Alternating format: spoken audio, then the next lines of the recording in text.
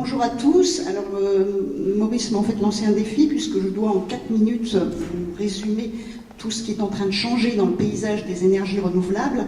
Donc vous me pardonnerez si je ne suis pas totalement exhaustive. L'idée, c'est plutôt juste de vous donner quelques points à avoir en mémoire. La plupart d'entre vous les connaissent déjà, mais à les rappeler et à donner peut-être quelques points à surveiller. D'abord pour dire que on est en train de changer complètement en France dans le domaine des énergies renouvelables, puisqu'il y a d'abord des objectifs beaucoup plus ambitieux qu'avant qui ont été fixés dans le cadre de la loi de transition énergétique et dans le cadre de la programmation pluriannuelle de l'énergie. Vous le savez, il y a une refonte des dispositifs de soutien.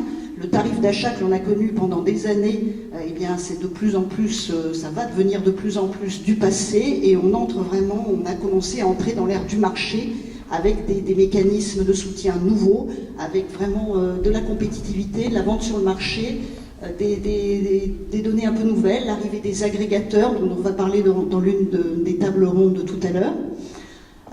Autre point assez positif, c'est une visibilité assez forte qui a été donnée par les pouvoirs publics, avec des appels d'offres pluriannuels, donc évidemment aussi bien pour les investisseurs que pour les développeurs et les exploitants. Cette visibilité permet d'engager des investissements sur le long terme et était très attendue.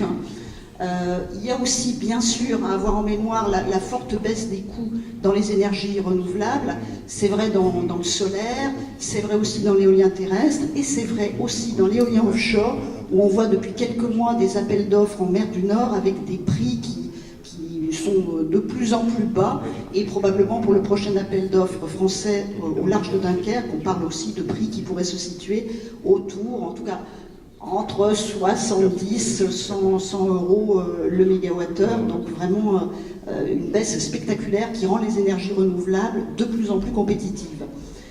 Beaucoup d'innovations aussi, et notamment sur les nouveaux segments de marché. On parlera d'autoconsommation.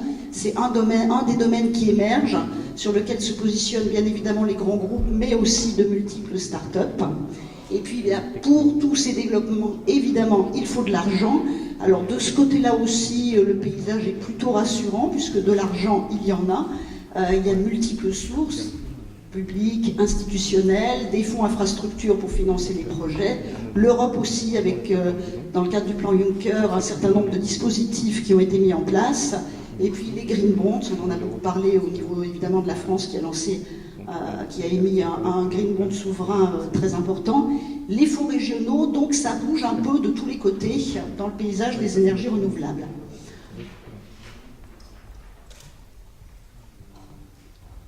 Juste peut-être dans ce paysage plutôt positif et enthousiasmant, pour quand même dire qu'il y a quand même quelques petits éléments à surveiller. Bon, d'abord, ça n'aura échappé à personne, on a un nouveau président et en principe demain un nouveau gouvernement. Donc si on regarde le programme d'En Marche en matière de transition énergétique, on voit qu'il s'inscrit très largement dans la continuité de ce qui a été fait par le gouvernement précédent. Donc il ne devrait pas y avoir de changement de cap, avec une information qui avait été donnée qui était plutôt rassurante, un calendrier des appels d'offres qui devrait être annoncé dès le début du mandat pour toute la période. En revanche, une question qui n'a pas été tranchée par le précédent gouvernement et qui le sera peut-être par le futur gouvernement, c'est le dossier du nucléaire. On a des objectifs de réduction, mais en revanche, concrètement, on ne sait pas très bien comment on va faire, à quelle échéance. On sait évidemment qu'il y a de gros enjeux et beaucoup de lobbying sur ce dossier. À surveiller aussi l'évolution du prix de l'électricité, peut-être des risques de surproduction qui pourraient un peu calmer les ardeurs. Et puis, dernier point, à surveiller également les discussions autour du futur paquet énergie, le Winter Package. Il a été présenté par la Commission européenne. Il y a un certain nombre d'éléments dans cet énorme Winter Package qui inquiètent un peu les acteurs du marché. Il y a le fait que les objectifs ne sont pas forcément jugés assez ambitieux. Et il y a aussi, par exemple, la volonté d'introduire des appels d'offres à neutralité technologique.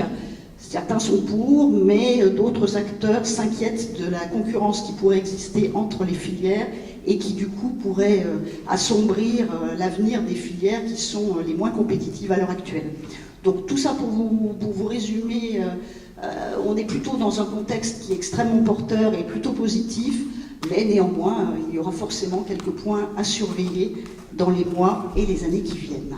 Voilà, alors je pense que je vais rester dans le cadre de mes 5 minutes qui m'étaient allouées et donner tout de suite la parole.